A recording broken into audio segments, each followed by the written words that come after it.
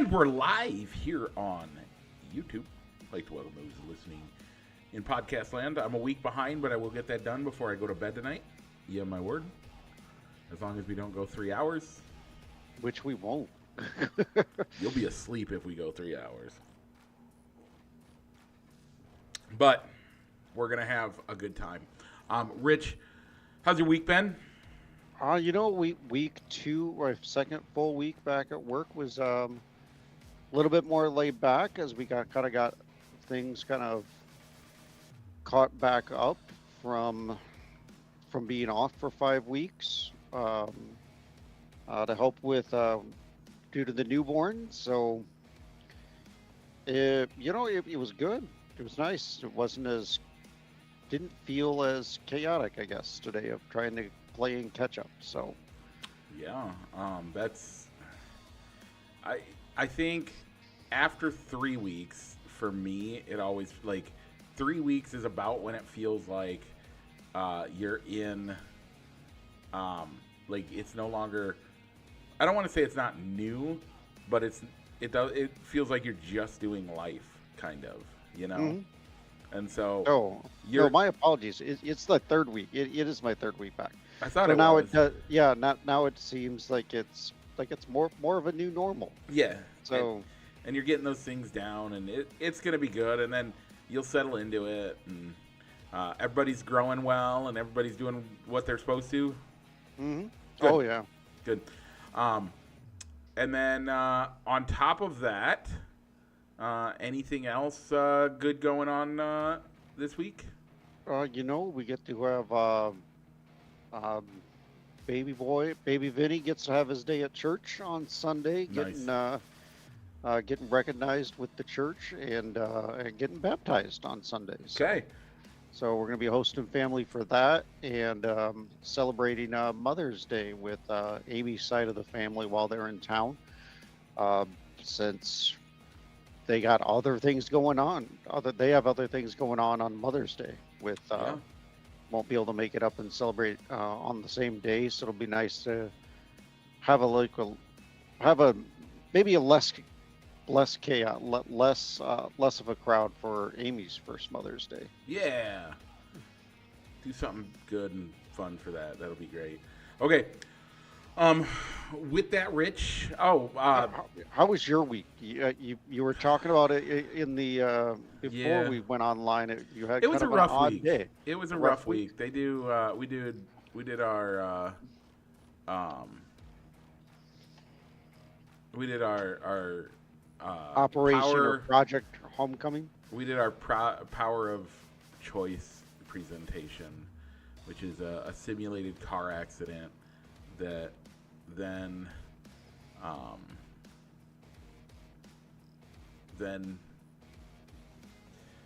people. I don't know how to say it other than people pretend that they have died.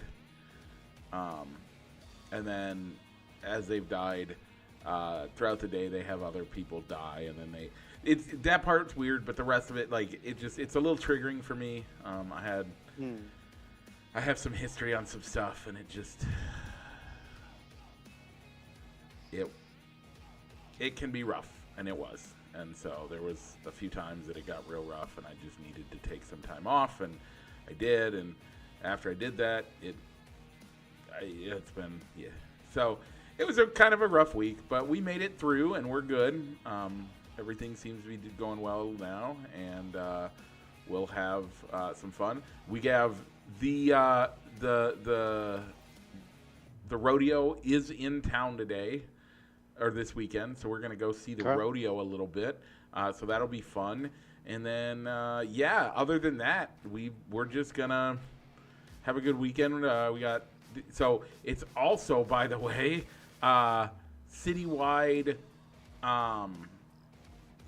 garage sales up here. So I've made some breads and I've made some other things, and So we've been busy.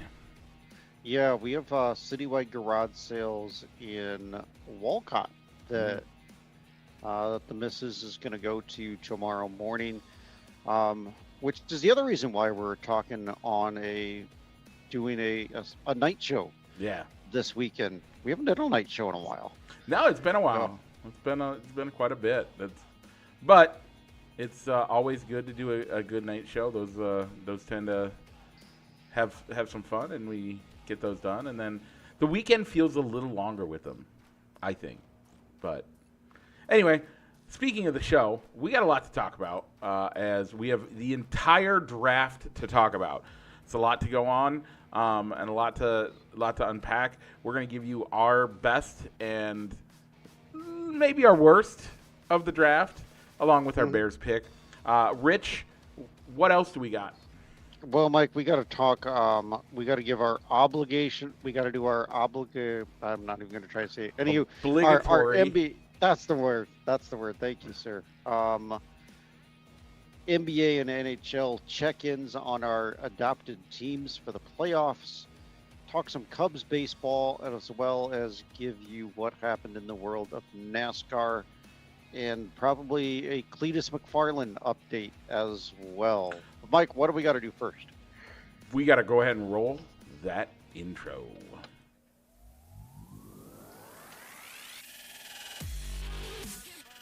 Broadcasting live from somewhere in Iowa, this is Balls and Sticks, the podcast, with your hosts, Mike and Rich.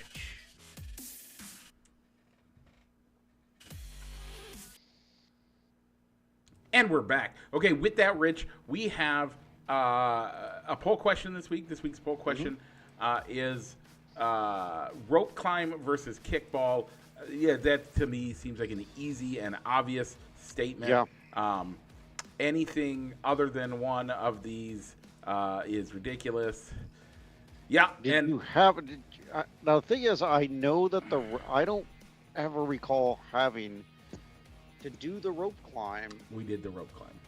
I don't recall ever doing it while I was going through school. Yeah.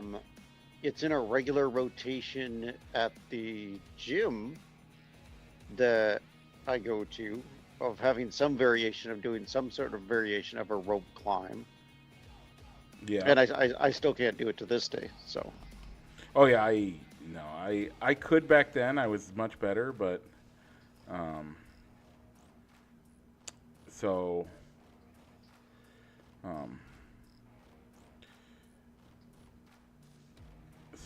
yeah, that was totally fine, and I enjoyed it because I actually was pretty decent at it back then. Nowadays, I couldn't do it if you put me on a forklift and had me just pretend to go up as you picked me up. So you couldn't get on the genie floor lift that takes you up, and you wouldn't have been able to do it. Nope. So, but we were not the only ones that thought kickball was the way to go, as 6 votes in, and all 6 votes for kickball.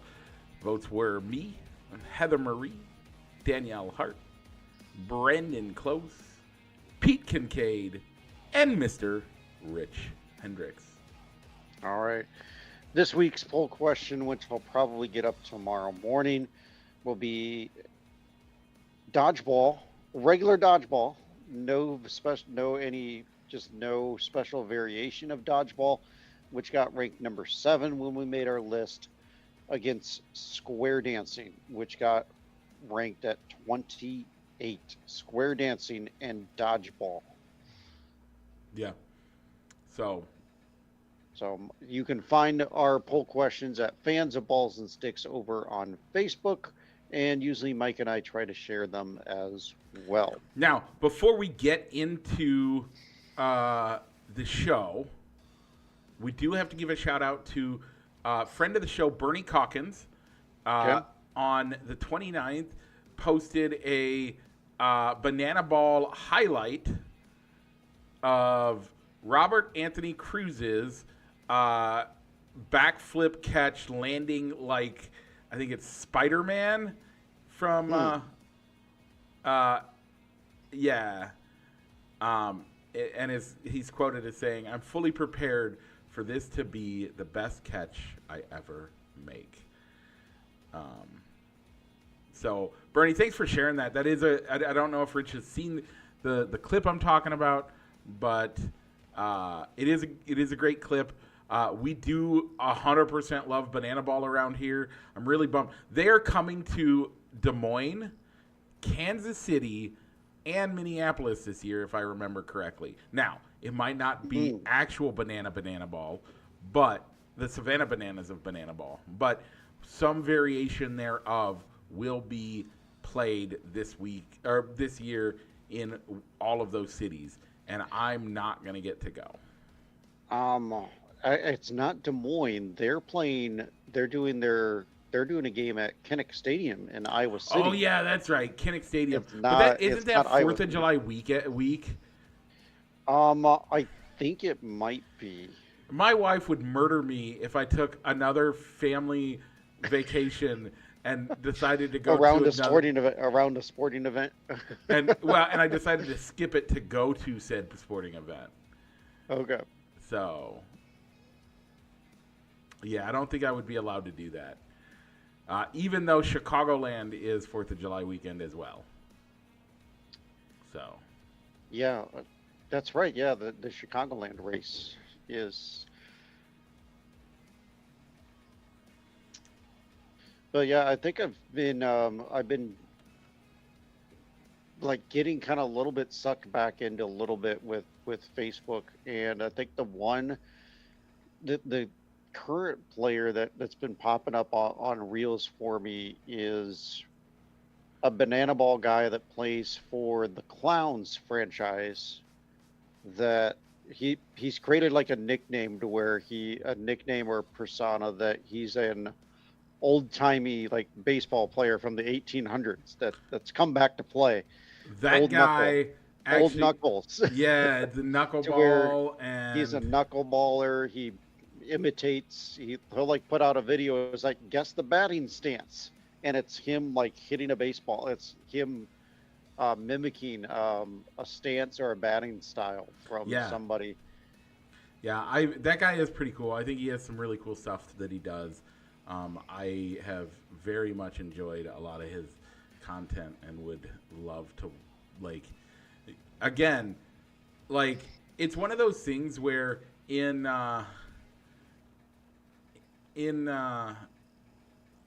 Banana Ball, like, yes, I wholeheartedly hope and that when I get to see the Savannah Bananas, that it is the actual Savannah Bananas.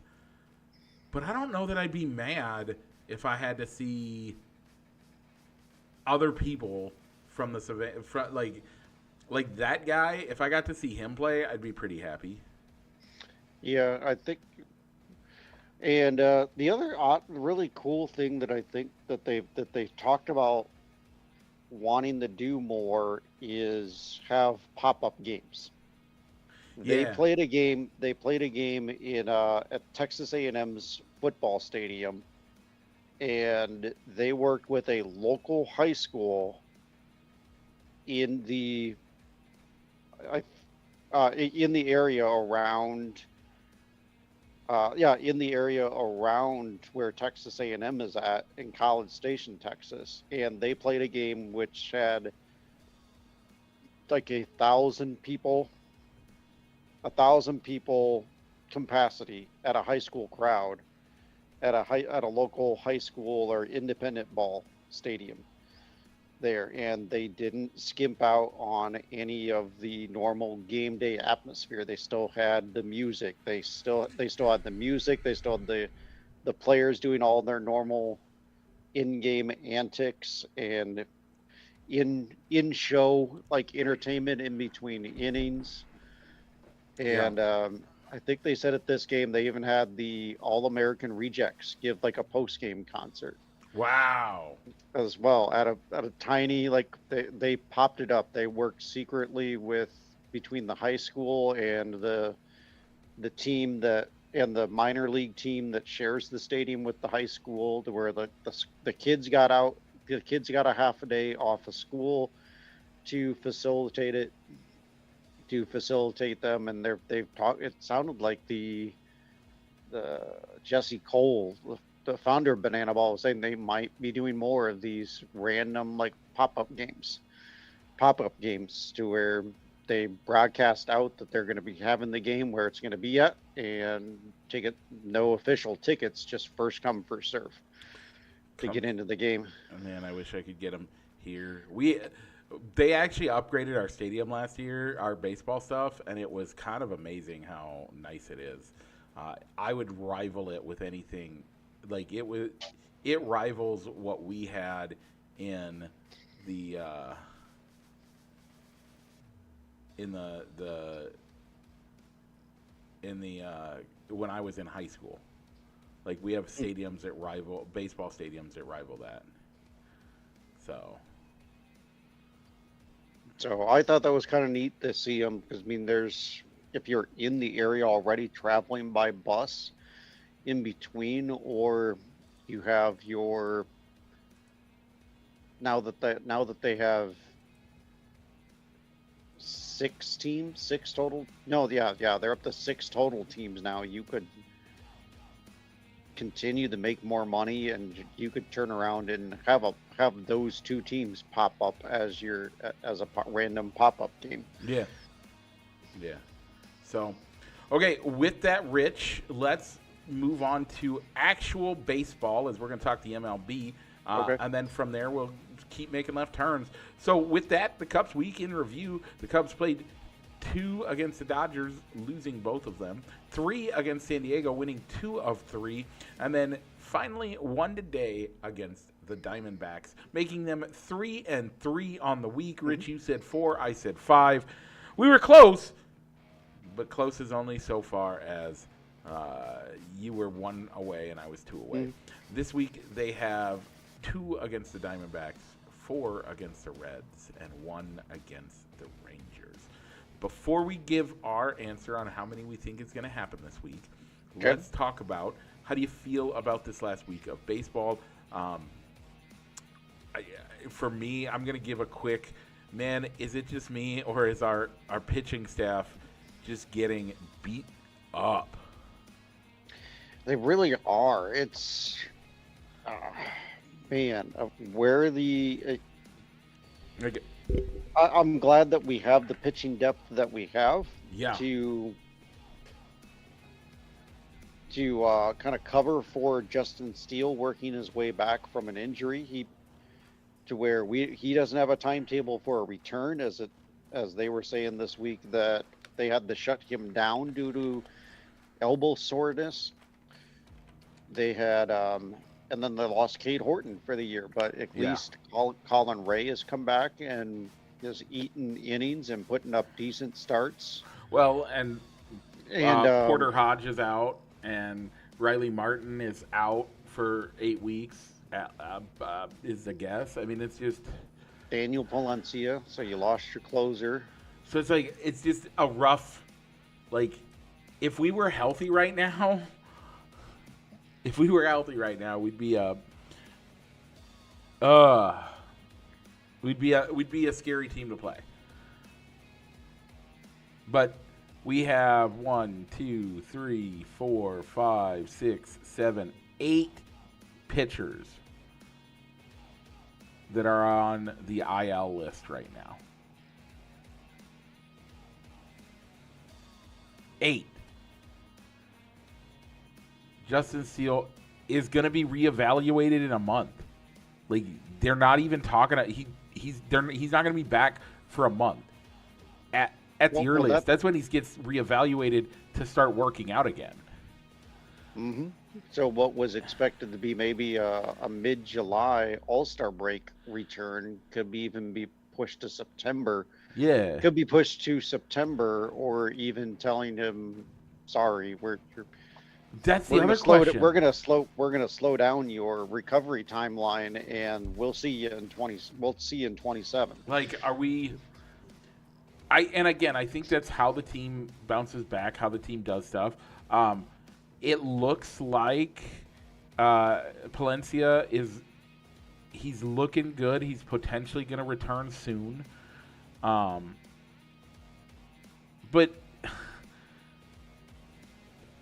Jordan Wicks is in rehab. He's doing rehab starts right now. Like, we have 2 guys out with UCLs. That's Tommy John's, right? Yeah. Tommy John. 2 Tommy John surgery guys, and then it's just it's crazy to look at how much our bullpen and our rotation.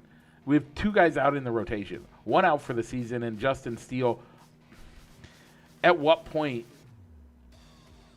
in a month from now, here's what's going to happen. A month from now, they're going to say, well, and are they going to say, let's just take you out for the season? Because it's going to be September at the earliest you get back?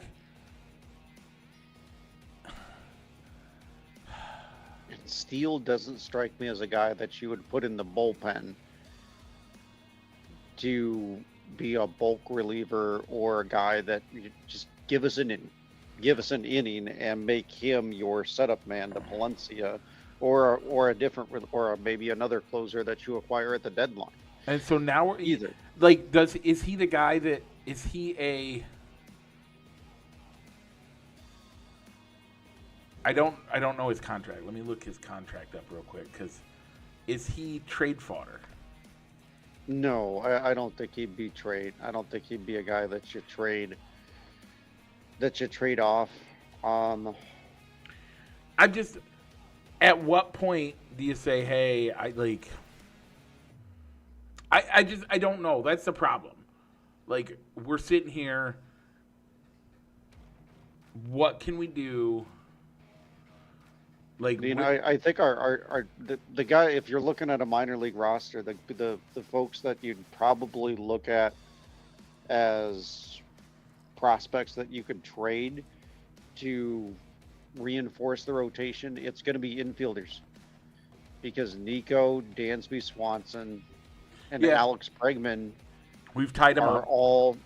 They're all tied up and locked up. So if you've got a guy in AA or AAA that's knocking on the door that could be a candidate to get in and be a contributor on the major league roster as a starter, there's no home for him. Yeah, and I agree with that. I don't think it's going to come from a pitcher getting traded. I keep hearing good things about Jackson Wiggins. Yeah. Who I think is in AA right now, but I think I saw something to where he's also dealing with injuries this year, so he might not be a candidate to come up and reinforce the rotation either. Here's the big thing for me. If you're Colin Ray, you were expecting to be maybe the 5th man on the rotation. Right? He went in. He knows his role. He's the swing guy. Right. He's the 5th/swing guy, and now they kind of have to have him as a starter. Mm-hmm. And he's gonna have to go. They're gonna need regularly 5 innings out of him. I think right now, if you were making your rotation, he might. A potential playoff rotation, he might have to start a game 4.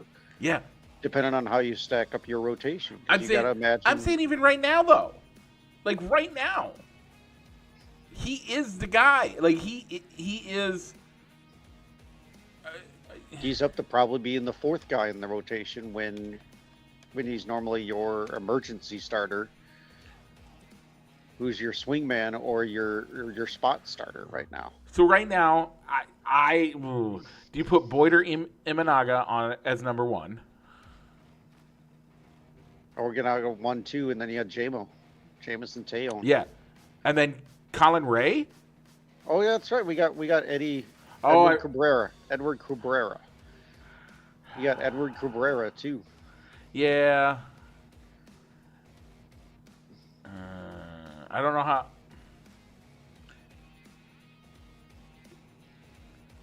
So where do you rank each guy? Where do you rank it? I think Shota's 1, Boyd 2, Tyone 3. I think I would go. I would put to not have two lefties going back to back. I think I would go Shota, Cabrera. Yeah. Boyd or Shota 1-3, and then put Cabrera in the number 2 pole to start game 2 with Jameson Taillon as a number 4 as a 4 for a possible postseason rotation before you start the rotation all over again. Yeah, but I'm talking about right now. I'm talking about right now. Yep. Everyday right now, players. that would be my order. Yeah, but I'm saying I'm not even Ray talking playoffs. 5. I'm not talking playoffs. We're just the third. We just started the third month of the season. So if I could set up my rotation, not worrying about where innings fall, probably Shota, Cabrera, Boyd, Taillon, Ray. Yeah, but again, if you're Ray, you were expecting spot starts at best. Mm-hmm. And long rotation, bullpen guy. You weren't expecting to be number 5. And with Steele out and Horton out, like, it really sucks. For me, the more concerning is not the starting rotation, because they're closer. It's the bullpen of if we score enough runs and the starting pitcher eats up the innings and keeps you in the game or just does well, it's worrying, okay, we made it to the 6th inning. We have the lead. Who's coming out of the bullpen? I think you go Javi 1, right? The thing is, Assad's also been having to make spot starts. Right. That's the scary part. But I think Assad is your solid right now it's like a or 7th inning, right? Yeah, it's a carousel of guys where it's who's this guy again, or okay, he got the outs. I understand Palencia is due back very soon. I get that. But at what point are we looking at it like, hey, like, do we get a guy? Do you put Webb out there and just say, Webb, you're going to be our closer. You're going to be our backup closer. You're going to be our. Right now, that's how they're operating. There isn't a closer. Nobody has assigned roles right now. They're being put out there, and it's get me 3 outs or get me 2 outs. They're out getters right now. There aren't any set roles. Which, if the starter gets through 6 innings. But here's the problem that I have, and this is, look at over the last, especially since 2016, the last 10 years. We'll say just 10 years. Teams that go deep in the playoffs have their role players, and they know their role. I mean, again, some of what they did in the playoffs, the Cubs didn't follow the rules that they set, but the 2016 Cubs get to the 7th, and you put Stropey out there, either in the 7th or the 8th. Generally, Stropey comes in at the 8th to set up Aroldis Chapman in that second half of that season. And you knew it was gonna. If you had to bring someone in the 7th,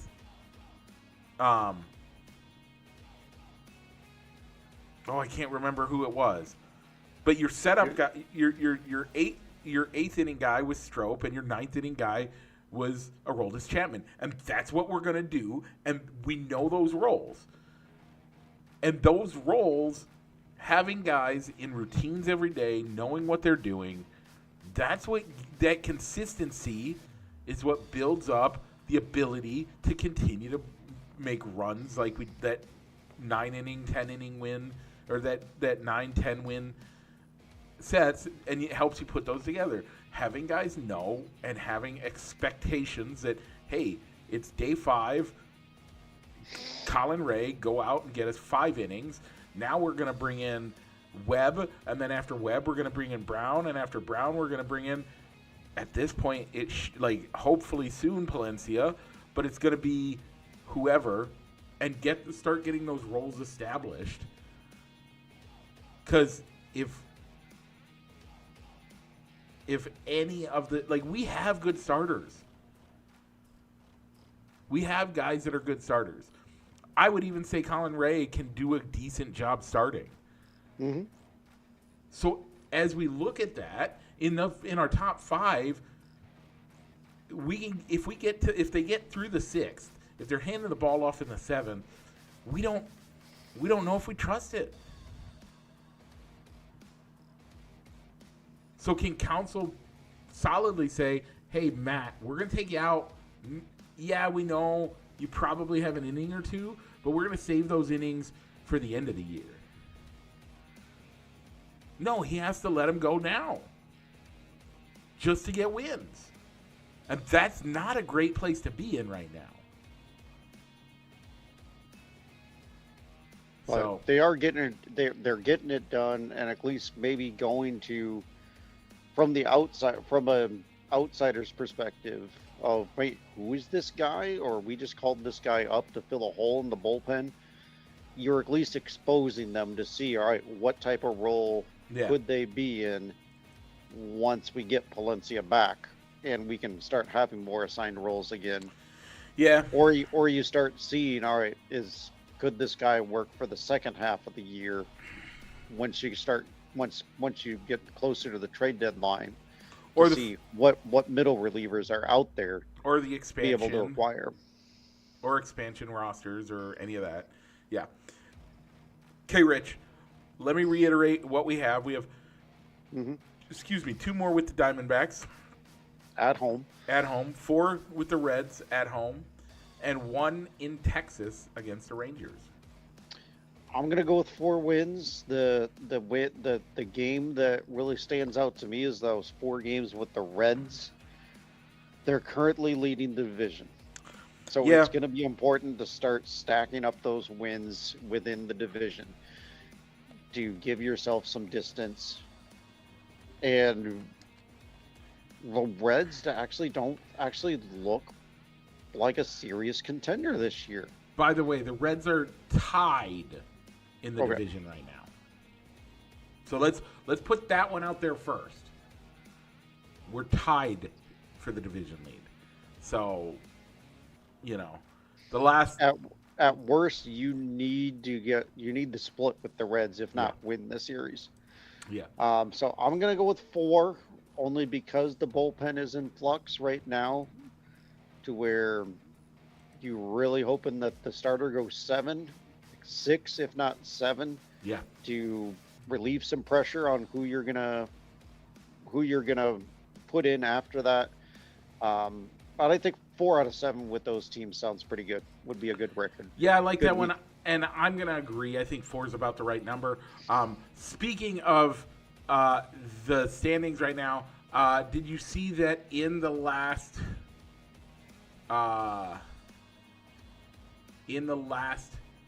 week? I think it was late last week. I think if I remember correctly, or it might have been 2 weeks ago. Did you see the Venn diagram that had the top teams in the top 10 teams in MLB and the top 10 teams in the American League? And I did not. Only one of, I think it was the Yankees at the time. Now it's changed now, but at the time, only the Yankees were in that Venn diagram, that in the middle, that were top 10 in the top 10 in all of Major League Baseball. And at that time, all of the National League Central was in the top 10. Yeah, I think I remembered seeing a graphic that showed all the teams in the National League Central have a winning record. All the teams in the American League Central have a sub 500 record.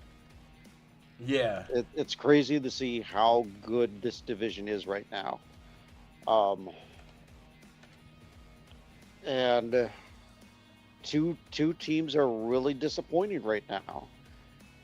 Boston and Philadelphia both fired their managers already, and we're only in mid-May. Right. We're in the middle of May, and they've already dismissed Right. their managers.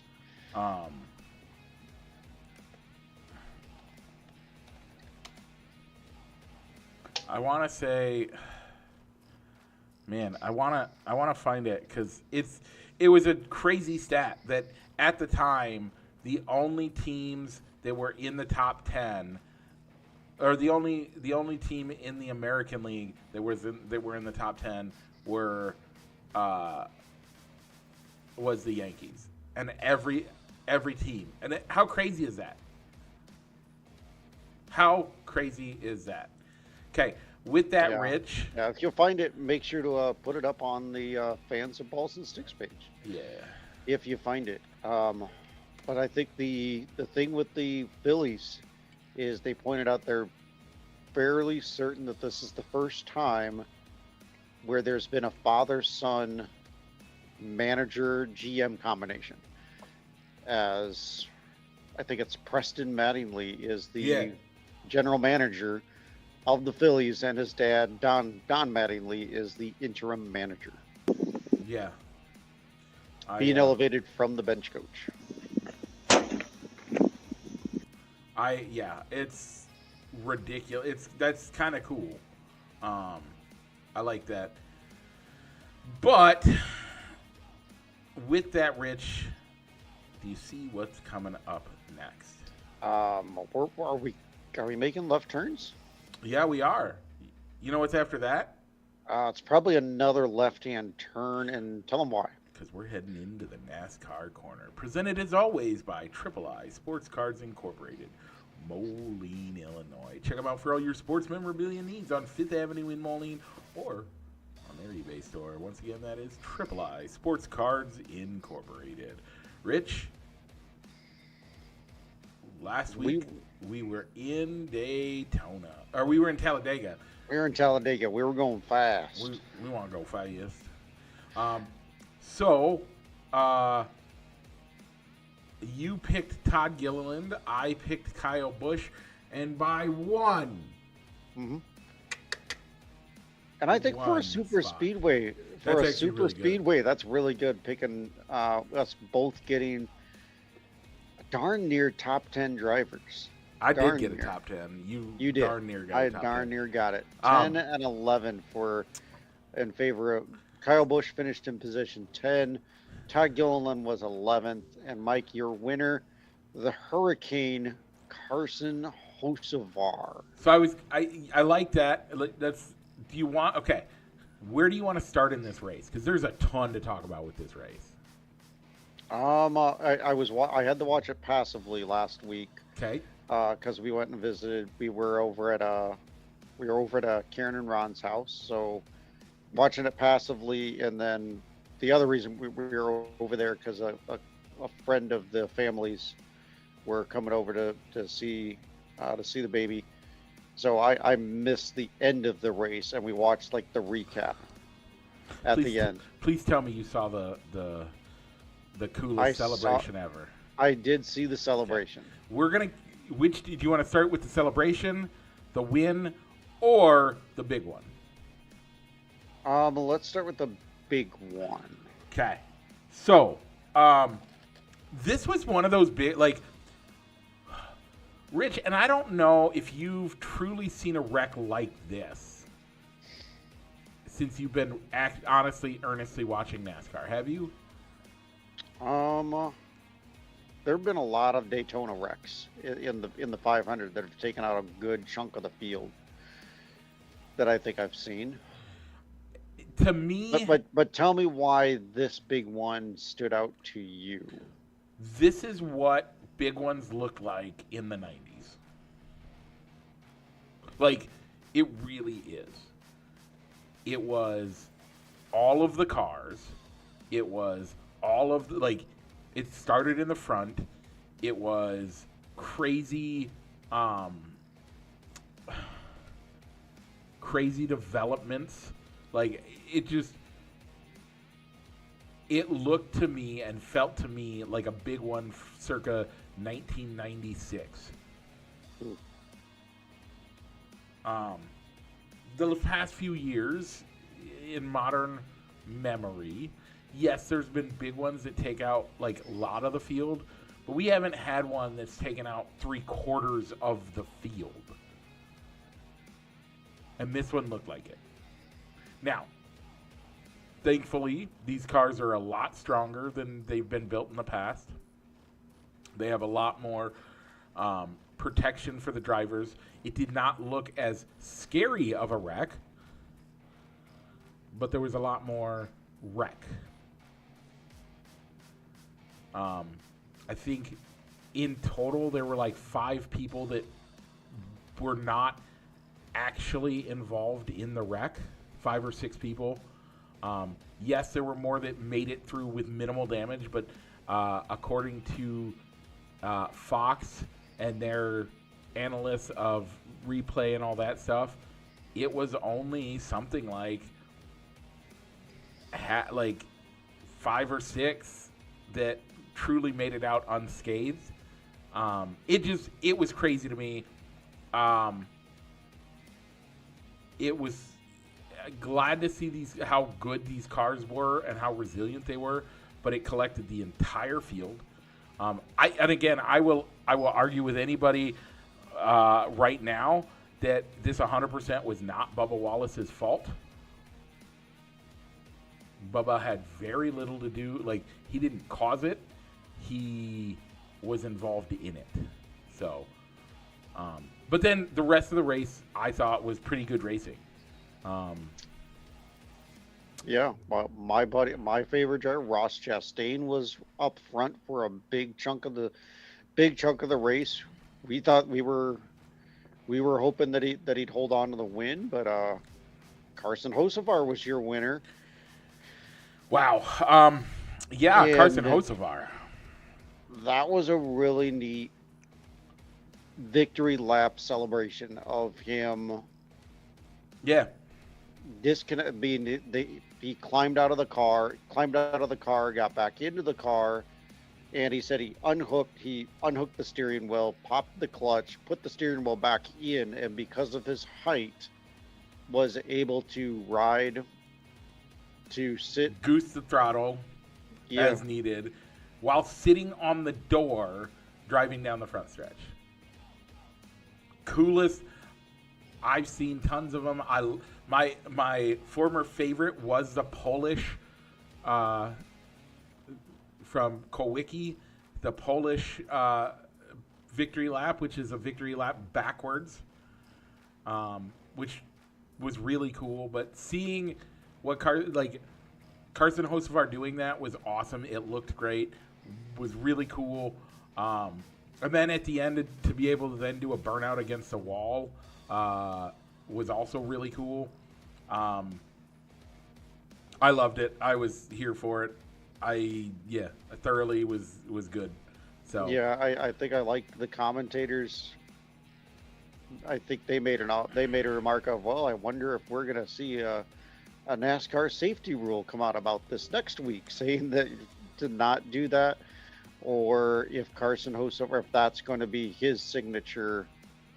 This is what I do when I win. Kind of like the Kyle Busch bow to the crowd, the Ross Chastain smashing a watermelon, some guys going and getting the flag, getting the victory flag and giving it to a fan. Used to be the big scary one that everybody thought they'd ban for a while. There was Carl Edwards' backflip. Yeah, it was really cool. I just was about to say that one too. Yeah, there's all sorts of great signature ones. I think this one was awesome. Carson Hocevar in his post race thing talked about how he was gonna figure it out, or they were gonna physically have to pull him out of the car. He was gonna work that until he got it figured out, which I'm glad I think he did a great job. I have actually had a problem with him. I've not been a huge fan of his for the past few years. This made me. I don't want to say I'm a fan, but I'm getting close. I'm getting close. So, first career win, 13th driver to win his first career at Talladega. Great job. I would think that number would be higher because, again, in racing terms, yes, there is a lot. I'm not saying there's not a lot of skill, but these types of tracks hold it to the floor, or now apparently you. So let's now get into this part. Apparently now you can half throttle and still keep up with pace between drag, fuel injection, aerodynamics, all that stuff. If you're in the middle of the pack, you can half throttle for much of the time and still win the race, and still keep up. NASCAR, if you want to fix that, go back to true restrictor plates. That would 100% fix that problem. Because as soon as you let off the throttle, you lose a head of steam, and it takes a while to gain that back. You will not see half throttle driving, period. Anyway.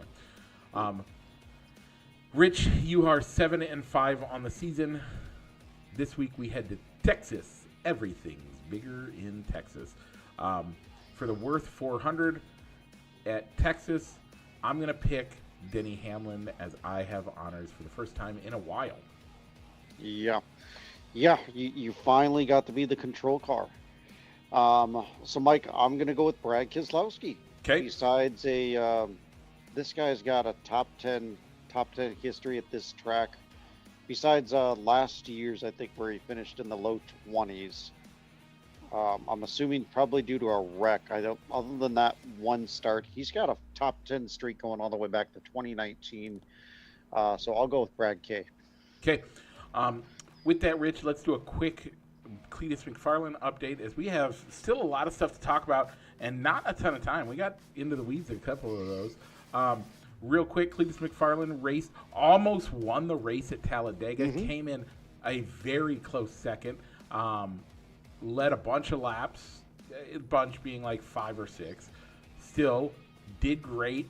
I think this will go a long way for a lot of the NASCAR fans that have been talking about how they think he should get out of it, and this is ridiculous. Kind of shutting a lot of those guys up.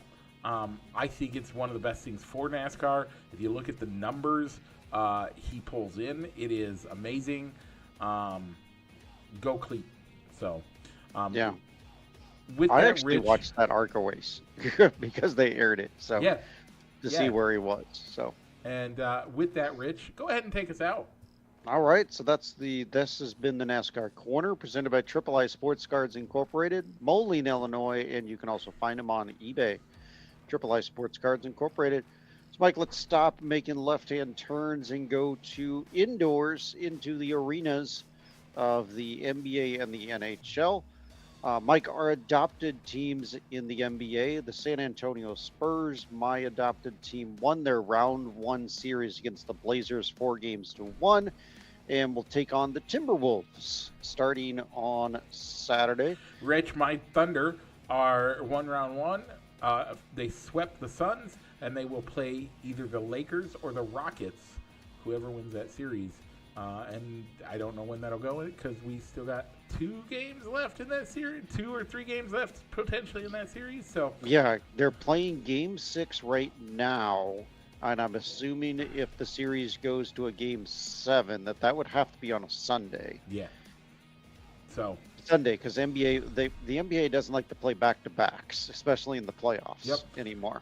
So then let's head over to the Stanley Cup. Rich, your Hurricane won in round 1. 4-0 against the Senators, and they face the Flyers for round 2 starting Monday. How are my Avalanche doing? Mike, they won their round. They also swept their first round series with the Kings. They will play the Wild in game number 2, and according to ESPN's playoff bracket, they do not have a schedule. They do not have a day that series will start. Okay.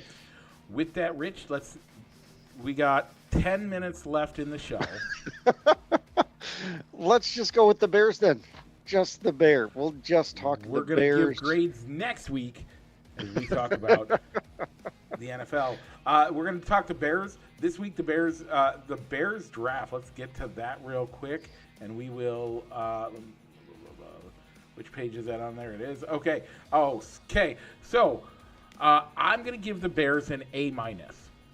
Okay. Overall grade is an A-.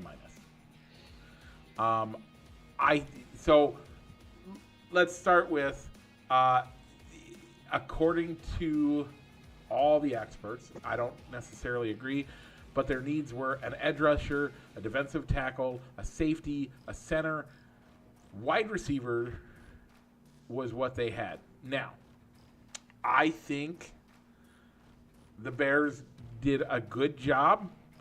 They didn't get an edge rusher necessarily, but they did get their center, a wide receiver, a safety, and a couple other key role positions that may or may not ever see the light of day. Yeah, I'd probably give it more of a B.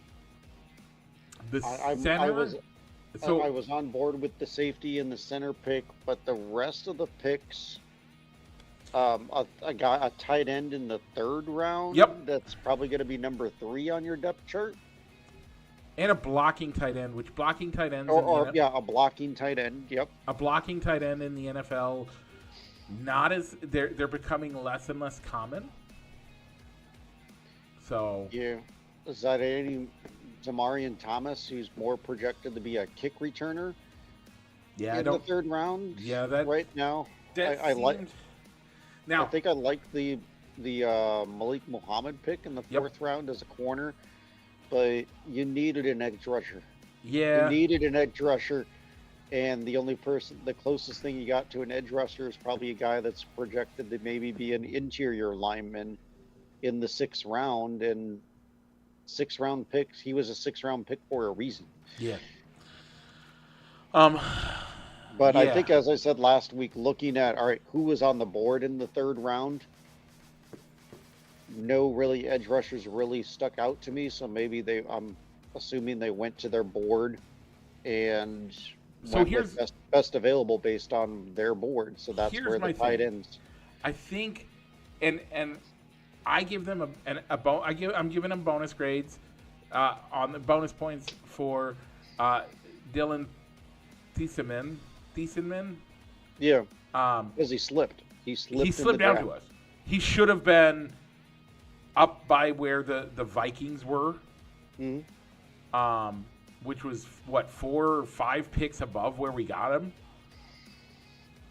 That's an amazing pickup by the Bears. To get somebody that I mean, I thought he was a top 15. I thought he could have been a top 15. I was shocked that he dropped all the way down to 25th. I think that's a great pickup for him. He's at least a top 20. I don't think he's anywhere below a top 20 pick. And the fact that they got him at 25, huge. I also think Logan Jones as a center in the 2nd round is a great pickup. I don't think you are necessarily expecting him to take the ball to be handling snaps right away, but he's a next year or year after guy, and that's a great spot to be in with a center. Let him learn, let him understand the game, let him get up to NFL speed. That's a huge thing for centers because the exchange and up has to be so fast, and so he has to get that speed down. And the fact that you don't expect him to be the guy to do it the entire season at least, you might see him mid-season for a snap or two, or you might not see him till next year. I think that is a great pickup. Those 2 picks for me are like Dylan. So if I'm ranking each player as each pick as an individual assignment, Dylan is 105%. They got bonus. They got extra credit.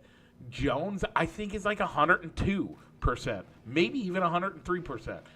Again, bringing that average up significantly. I do question Sam Roush in the third round. Do we need a tight end? Did we need a tight end in any way, shape, or form? I think you're right. He was the best on the board in the third round, but I think we had needs bigger than a tight end and big enough that maybe some of these other guys, we could have gotten better names there. And so I question that. That's my big, it right there is my big question mark. But I still think the rest of the draft looks okay. Thomas, yeah, I don't know that we needed a wide receiver. I think the wide receiver need is that last wide receiver that is also a return guy is not a bad spot for him to be at. I think we could have gotten him a little lower, but also we didn't. I mean, we didn't have a pick until 124, and would a good wide receiver pickup be down that low? I don't think so.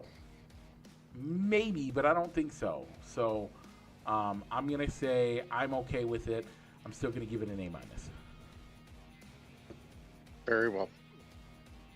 Do you have any, I'll let you take it for a bit. I don't have anything. Okay. Any additional thoughts on the Bears class? So by the way, Van Denberg is a guy that I think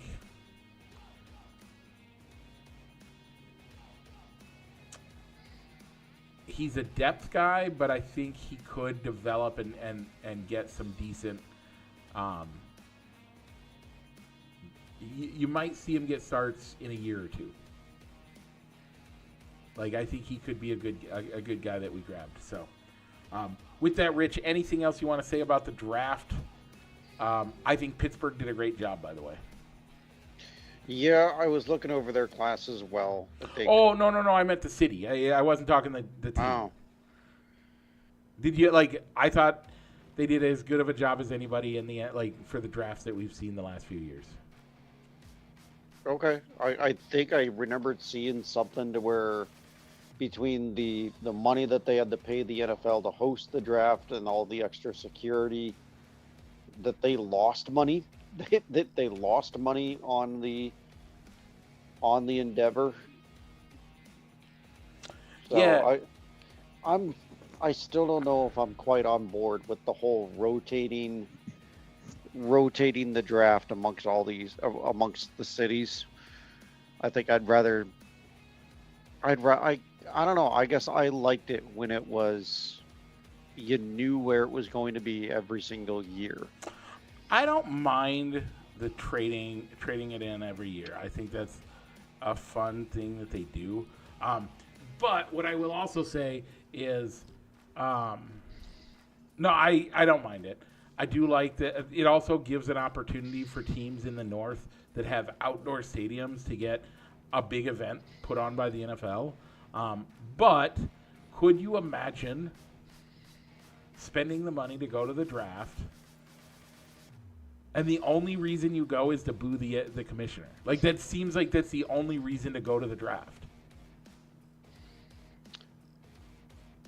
Yeah, I have no idea how that even works, though. Because you see, they have, blocks of, little seating where you'll see whether they're actual fans or they're dressed up as fans of the team close to the stage, where they get the camera time. They get the camera time around the stage, and it looks like they even rotate who's in those little sections as teams get up on the clock. Yeah. Again.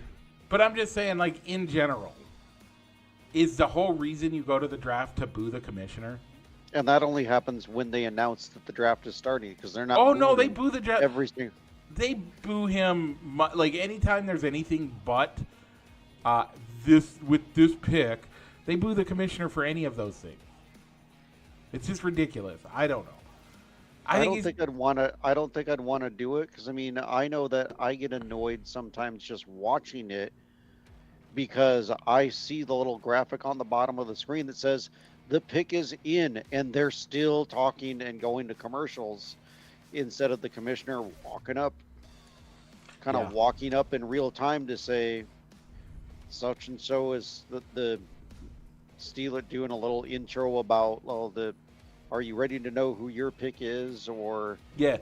and then with this pick to know it's set up as a made for TV event that they do live. Yep. So I don't mean it looks like they have like live acts that are on the stage to fill time, because it isn't like it isn't like they put up one of like the NFL Network's TV coverage on like big screen so you can hear what they're talking about in between picks or anything. Yeah. So I don't know what the allure would be of going to this thing, even if I got to be one of the super fans that got the TV camera time for the Bears. Yeah. No, but I get it.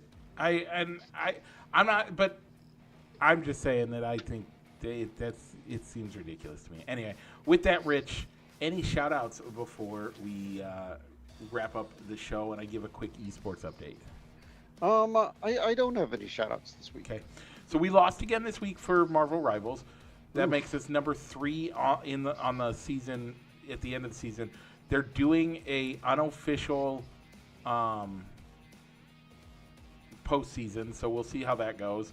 We will have a game for Hart, not this upcoming week, but the week after, and then after that, we'll end up going to state. So that's when the true chaos starts. We're like a week and a half from my daughter being done with preschool and starting, and then Friday my daughter's done with preschool. Saturday, Sunday, I don't know what we're doing. My parents are coming up sometime in that time frame, and then Monday, Tuesday I'm gone at state if we make it. Wednesday is my birthday. Then Thursday is I have a regular work day. Then I drive down to the Quad Cities, and we're in the Quad Cities because it's Memorial Day weekend, and we both have Friday off. And then all the craziness. And then after that, we go to, So my next month and a half is ridiculous. It's going to be fun, but I'm going to be exhausted by the end of it. So, Rich, you might have to do a show without me once or twice in the next month or so. Or we might just take a summer break. But with that, Rich, go ahead and take us out.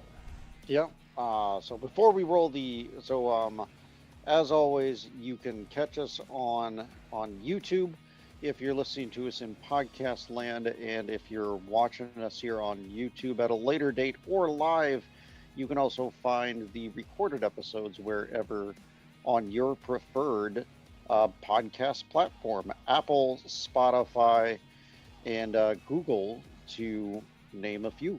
So, Mike, with all that being said, let's go ahead and roll the outro and wrap it up tonight.